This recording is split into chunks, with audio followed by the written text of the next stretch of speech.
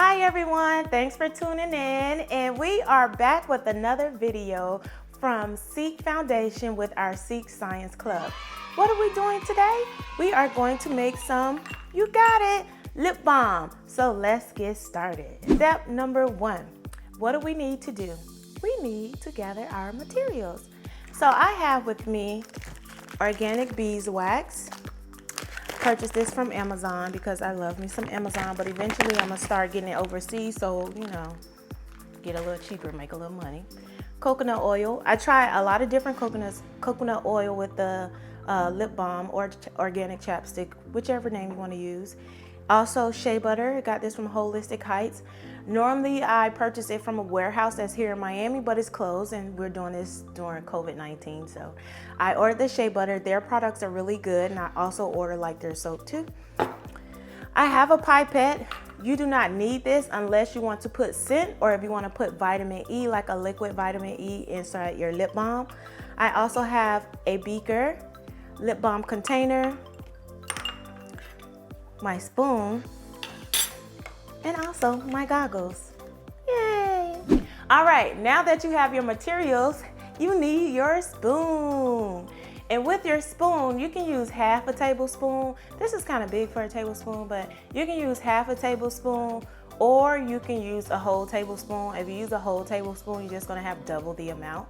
You're gonna need a half a tablespoon of shea butter, half a tablespoon of coconut oil, which is, yeah, right? And half a tablespoon of beeswax. You are gonna take all the tablespoons and put it inside your beaker. And once you put it inside your beaker, you're gonna put it in the microwave to melt.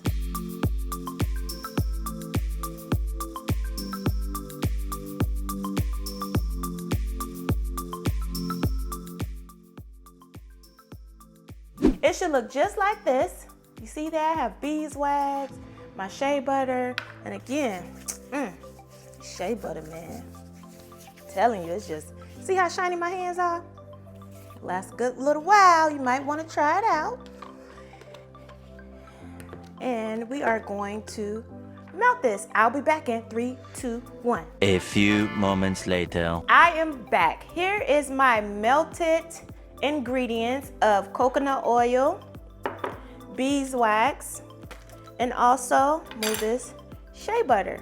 So it's melted, and the last step we are going to do is take this.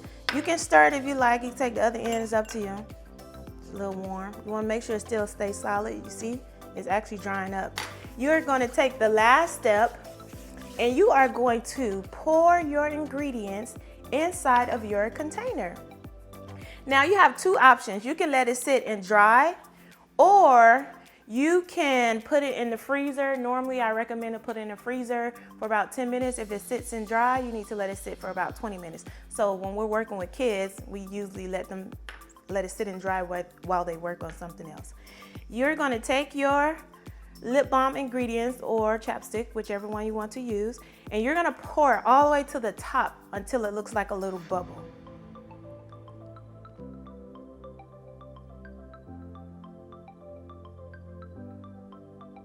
So now it looks like an oval shaped bubble on the top. And if you notice, you have some more left.